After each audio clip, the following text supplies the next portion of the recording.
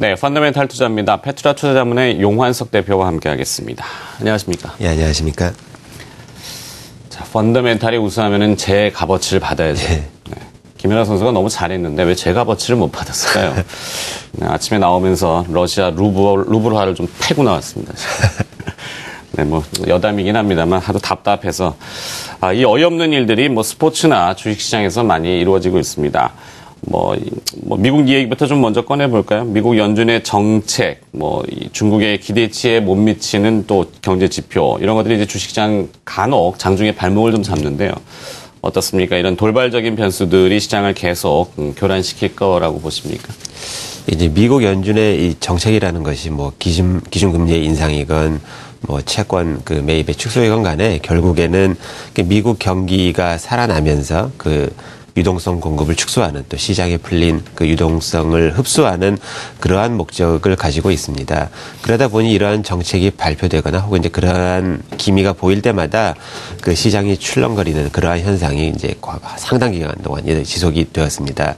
하지만 물론 이제 미국 연준의 정책이 중요하긴 하지만 조금 더 시야를 넓혀서 조금 이렇게 보면은 예를 들어서 미국 연준에서는 이제 작년 말부터 양적 완화 이제 정책의 일원인 채권 매입의 규모를 이제 850억 달러에서 650억 달러로 이제 많이 이제 축소를 하였습니다. 이제 그런데 이제 일본의 경우 이제 7조 엔 이제 월 규모가 약 이제 미 달러화로 하면은 700억 달러의 규모로 사실 이제 미국의 규모랑 거의 유사합니다. 이제 그런데 일본의 경제 규모가 미국의 약 3분의 1 정도밖에 안 된다는 점을 생각해 보면은 굉장한 규모이고 또 아베노믹스라고 불리운 이러한 정책이 사실 생각보다 효과가 없다 보니 이러한 양적 완화, 그러니까 채권 매입의 규모를 늘릴 가능성이 상당히 높아 보입니다. 또 유럽도 드라기 총재, 그러니까 ECB 드라기 총재가 공식적으로 인정을 하진 않았지만 유럽도 일본과 마찬가지로 디플레이션 우려가 있고 또 그러다 보니 이러한 양적 완화를 이제 확대할 가능성이 상당히 많습니다. 그래서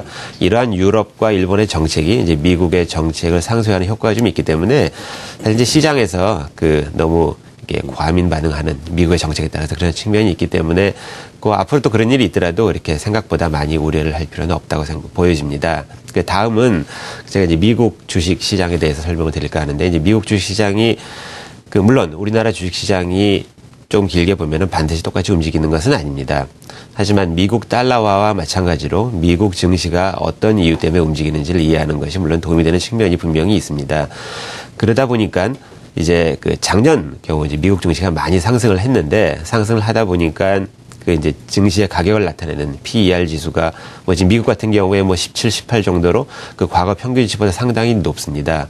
또 그리고 작년에 미국 증시가 상승한 그러한 원인을 보더라도 이제 오른쪽에 나와 있는데 실제 경제가 좋아져서 주식회사들 이제 주당 수익이 증가한 것이 기여하는 것보다는 대부분 PER 지수가 증가한 것이 큰 이유다 보니 실제 경제 성장하는 것보다 더 주가가 많이 생상해서 지금 이제 과열되어 있다는 그러한 의견이 상당히 많이 존재합니다. 하지만 또 반대로 미국 증시의 상승 여력이 많이 남아있다는 그러한 시각도 있는데 이는 이런 지표보다는 보다 이제 거시경제 분석에 바탕을 두고 있습니다. 가장 큰 원인은 미국과 더불어 이제 세계 경제 양대 이제 축이 된 중국 경제가 근데 그동안의 설비 투자 위주에서 소비 위주로 전환이 되면서 결국에는 원자재 가격 하락은 불가피한 측면이 있고 또 그것이 결국에는 미국 소비에 도움이 된다는 또 특히 이제 소비 위주의 미국 경제에 도움이 돼서 경제가 활성화되는 이러한 추세가 계속 될 수 있다는 이제 그러한 논리인데 이러한 분석이 맞건 틀리건 떠나서 어쨌든 중국 경제의 변화는 세계 경제에 미치는 영향이 굉장히 크고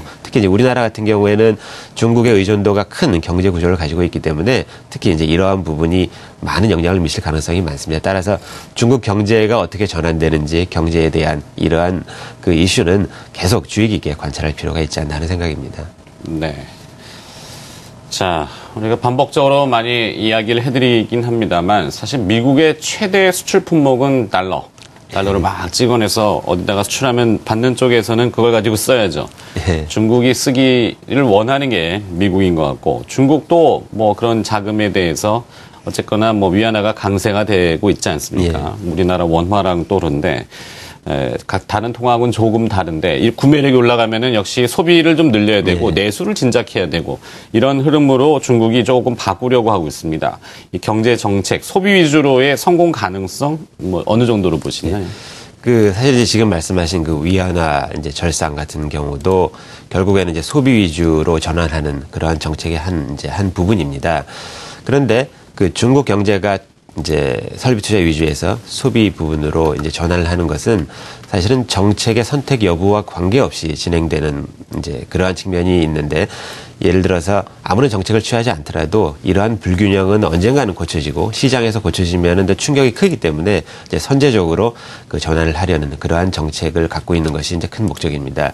실제 과거 일본의 예를 보더라도 일본은 그러한 정책을 취하지 않았었는데 결국에는 80년대 말 이제 90년대 초에 버블이 붕괴되고 나서 이제 잃어버린 20년이라는 표현을 쓰는데, 사실 이제 20년이 지금 더 지났죠. 이제 장기간 동안 경제가 거의 제로 그 성장을 하면서 크게 침체가 됐는데, 이제 그런 과정을 겪으면서 소비 부분이 성장은 하지 않았지만 이제 설비 투자 부분이 대폭 감소를 하면서 실제 경제에서 그 소비 부분이 차지하는 비중이 늘어난, 이제 퍼센트가 늘어난 거죠. 이제 이런 식으로 구조조정이 됐는데, 이제 그런 것을 피하기 위해서 중국에서 이제 선제적으로 정책을 취하고 있습니다. 이제 그런데 이러한 정책은 이제 그 전체적인 경제 성장률이 줄어드는 것은 어쩔 수가 없기 때문에 지금보다 더 줄어들게 되면 이제 그때 중국 정부에서 어떤 정책을 취할지는 한번 뭐 주의 깊게 볼 필요가 있는데, 제가 조금 아까 이제 잃어버린 일본의 20년 말씀을 드렸는데, 그냥 참고로 거기에 대해서 조금 더 그 설명을 드리면은 이제 다음 그래프에도 준비가 되어 있는데, 그 사실 일본 경제가 20년 이상 거의 제로 성장을 하면은 사실은 어떻게 생각해 보면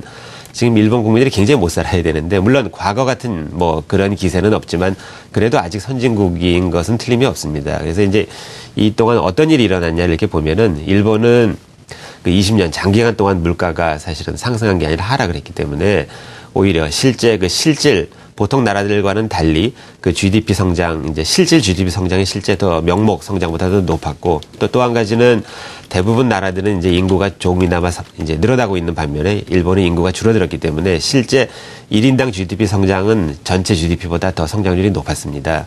그리고 실제 GDP 성장보다도 아까 말씀드린 대로 그 민간 이제 이런 구조조정이 일어나면서 죄송합니다. 그 소비 부분이 늘어나면서 실제 생각보다는 이제 나쁘지 않은, 이제 그런데 뭐 어쨌든 이건 이제 참고고, 중국에도 이제 그러한 현상이 일어날 수 있기 때문에 뭐 중국 경제 성장이 둔화되더라도 이 소비 부분 증가에 많은 관심을 가질 필요가 있고, 또 거기 이제 수혜를 보는 그러한 업종이나 그러한 회사에 좀 관심을 갖는 것도 좋은 그런 전략이 아닌가 생각을 합니다.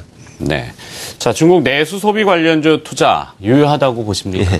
그래서 이제 지금 뭐 제가 쭉 이제 거의 관련돼서 이제 말씀을 드렸는데, 그 뭐 설비 투자 관련돼서 혜택을 받았던 그런 업종보다는 아무래도 그 이제 소비 부분에 관련된 그 이제 중국에 수출을 많이 하는, 아니 뭐 그런 관심을 가질 필요가 있는데, 그래도 뭐 아무리 중국 이제 내수가 성장을 한다고 하더라도 경쟁이 치열하고 하기 때문에, 또 이제 중국 시장은 크기 때문에 뭐 중국 내수 업체 또 전 세계 많은 업체들이 들어와서 사실 무한 경쟁을 하는 그러한 시장입니다. 따라서 뭐 중국에 진출해도 무조건 잘 되는 것은 아니기 때문에 많은 주의가 필요하고, 또 이제 특히 이제 중국의 실제 매출 규모가 현재는 적더라도 또 뭐 그러한 기대감 때문에 주가가 많이 올라가는 회사들도 상당 부분 있는데, 이제 그런 경우보다는 실제 이미 중국 내 매출 비중이 큰 그러한 회사 위주로 조금 살펴보는 것도 좋지 않나 하는 그러한 생각입니다. 네. 자, 근데 중국 내수 관련주가 무엇일까 곰곰이 생각해 보면요, 아닌 게 사실은 없어요. 네, 중국에 대한 수출 비중이 워낙 또 크기 때문에. 자, 그 중에서 우리가 선택을 또 잘 해봐야 되는데, 펀더멘탈 투자, 워낙 또 가치 투자를 잘 하시니까, 네, 관심 기업들을 좀 이야기해 주시면 좋겠습니다.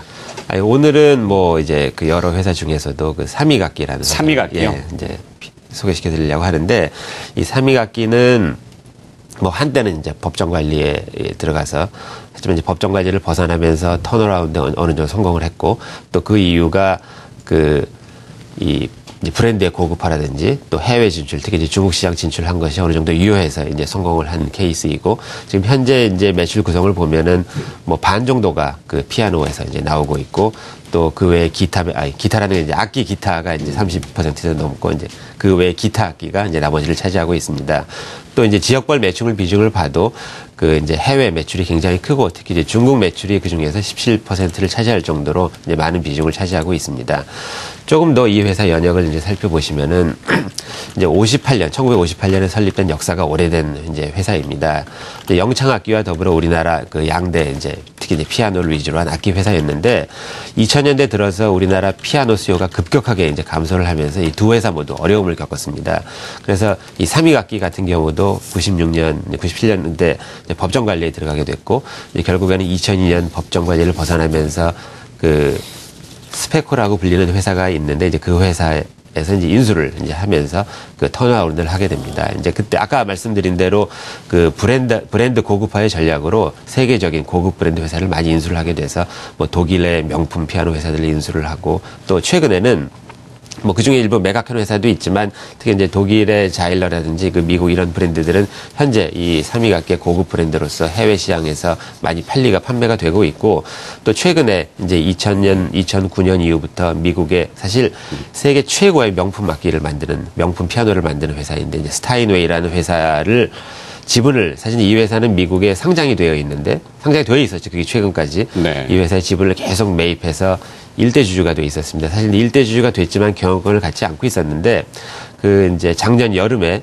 이 이제 오른쪽에 나와 있지만 그 상장되어 있는 주가보다 훨씬 비싼 가격에 이 회사가 매각이 되면서 또 그 매각 대금이 많이 들어와서 그런 부분도 이제 그 많이 그 재무 구조에서 도움이 되고 또 이 회사 이제 실제 그 영업을 보면은 이제 국내 시장 같은 경우에는 과거에는 그 이제 영창악기와 더불어서 양대 축이었는데 지금은 이제 일본 야마하가 우리나라 시장에서 자리를 잡으면서 그 이제 3강 체제가 돼 있고 또 중국 저가 제품이 많이 들어오고 또 이제 우리나라 시장이 정체돼 있기 때문에 우리나라 시장보다는 이제 해외 시장 특히 이제 중국 시장은 지금 여기 이제 보시다시피 계속 그 이제 중산층이 늘어나면서 피아노 소비가 늘어나고 있고 이제 우리나라나 선진국 같은 경우는 이제 가구당 피아노 보급률이 뭐 20%, 25% 내외인데 그 정도가 되면은 보통 정체가 되고 있습니다. 그런데 이제 중국은 아직 10%, 이제 10% 미만이고 앞으로 그 아직 성장 잠재력이 충분한 이제 그러한 나라이기 때문에 또 실제로 이제 삼익악기 같은 경우도 이제 중국 내 매출 이제 판매 내수가 계속 늘어나고 있습니다. 이제 그런데 이제 삼익 같은 경우는 이제 보시는 바와 같이 이제 매출, 이제 이익도 꾸준히 늘어날 뿐만 아니라 아까 설명드린 대로 그 스타인웨이 지분을 매각하면서 이제 많은 뭐 1,500억 이상의 이제 많은 자금이 들어오면서 재무 구조가 많이 개선이 되었고 또 실제로 이제 중국 진출을 하고 있지만 보통 다른 뭐 그 의류라든지 뭐 음식료 제품 같은 경우는 사실은 수많은 브랜드, 수많은 회사가 경쟁하는 무한 경쟁인 반면에 피아노는 그만큼 경쟁이 적기 때문에 이제 그런 측면에서 한번 관심을 가지고 보실 만하지 않나 하는 생각입니다. 그렇군요. 우리가 보통 왜 지분법 평가 차익 뭐 이런 것들 얘기를 많이 하는데 일단 매각이 됐으면 매각 예, 이제 그렇게 됐죠. 네, 삼익악기는 재무적으로도 또 개선이 됐고 매각에 차익이 또 발생했나요? 예, 그래서 이제 작년에는 그것 때문에 이익이 많이 늘어났는데 그 부분은 뭐 이제 올해부터 이제 없어지겠죠. 아, 그렇군요. 자, 좀 퍽퍽한 세상에 기타를 좀 배워보는 것도 저 중에 나중에 노후의 로망이긴 한데요. 하여튼 오늘 악기 이야기 들어봤고요. 펀더멘탈 투자였습니다. 페트라 투자자문의 용환석 대표였습니다. 고맙습니다. 예, 감사합니다.